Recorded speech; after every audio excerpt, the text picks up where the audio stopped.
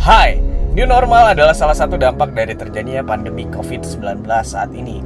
Pakai masker, jaga jarak, work from home, study from home, dan lain sebagainya. Tapi sadarkah kalian, ada atau tidaknya pandemi ini, new normal pasti akan tetap terjadi. Kenapa? Perhatikan ini baik-baik. Kalau bisa paperless, ngapain harus paper? Kalau bisa kerja di rumah, ngapain harus kerja di kantor? Kalau bisa belajar di rumah, ngapain harus belajar di sekolah? Kalau bisa jualan online, ngapain harus jualan offline? Kalau meeting bisa online, ngapain harus via ketemuan langsung? Semua beralih ke hal yang lebih efisien dan lebih efektif. New normal menjadi sebuah kemajuan, khususnya dalam hal pendidikan dan pekerjaan. Cepat atau lambat, kemajuan tersebut akan disadari dan segera untuk dilakukan. Tapi yang disayangkan adalah new normal ini terbentuk dari dampak terjadinya pandemi. Jika saja new normal ini terjadi bukan karena pandemi COVID-19, mungkin tidak ada ketakutan-ketakutan yang kita lihat di setiap pemberitaan media. Tidak ada terjadi kematian tiba-tiba dengan jumlah yang besar, tidak ada yang melarang kita beribadah berjamaah, tidak ada yang melarang kita silaturahmi kumpul bersama keluarga, dan tidak ada krisis berkepanjangan di setiap negara di seluruh dunia. Semua tergantung pada diri kita masing-masing menyikapi new normal ini. Ingin tetap bersedih dan menyalahkan keadaan, atau tetap semangat dan bangkit untuk kehidupan yang lebih baik.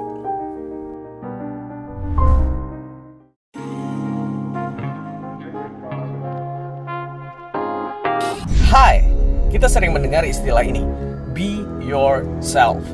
Jadi diri sendiri, artinya jangan menjadi orang lain, tetaplah untuk menjadi diri sendiri, kenali diri sendiri, bangga menjadi diri sendiri. Oke, perhatikan ini baik-baik. Pertama, pada faktanya kita nggak akan bisa dan nggak akan pernah untuk jadi orang lain. Nggak mungkin Lionel Messi berubah jadi Cristiano Ronaldo, itu nggak mungkin.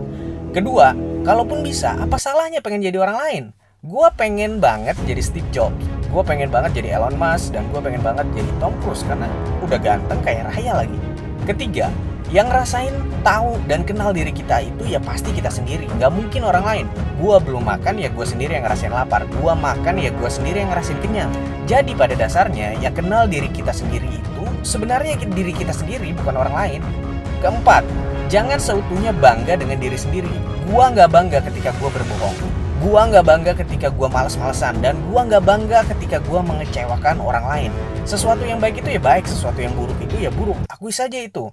Menjadi diri sendiri itu bukan ajang untuk sebuah pembelaan atau pembenaran diri, tapi pembelajaran untuk sebuah kebaikan dari perubahan yang berarti.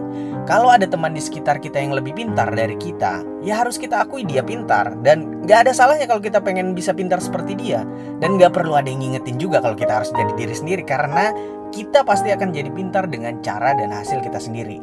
Yang harus diingetin itu adalah ketika ada teman kalian yang malas belajar, malas berusaha, malas mandi, malas sikat gigi, malas merawat diri, kemudian bilang seperti ini, walaupun gue malas-malesan, yang penting gue tetap jadi diri sendiri. Bangga jadi diri sendiri. Nah, yang seperti itu tolong diingatkan. So, artinya jangan pernah bangga untuk jadi diri sendiri. Banggalah untuk jadi yang terbaik dari diri sendiri.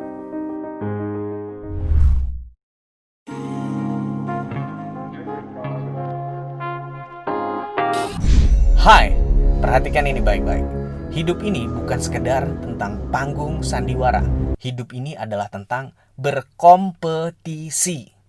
Bayangkan sebuah pertandingan sepak bola. Ada 8 tim yang bertanding. Salah satu dari mereka akan terpilih menjadi juara.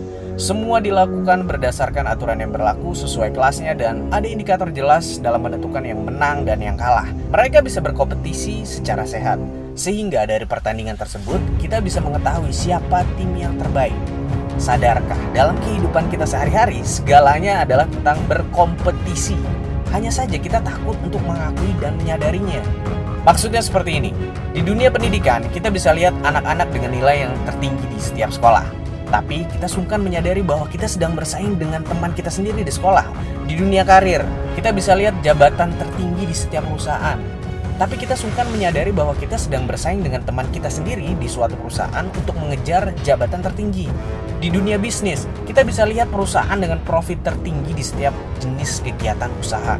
Tapi kita sungkan menyadari bahwa kita sedang bersaing dengan teman kita sendiri di dunia bisnis yang sejenis untuk mengejar penjualan dan keuntungan tertinggi.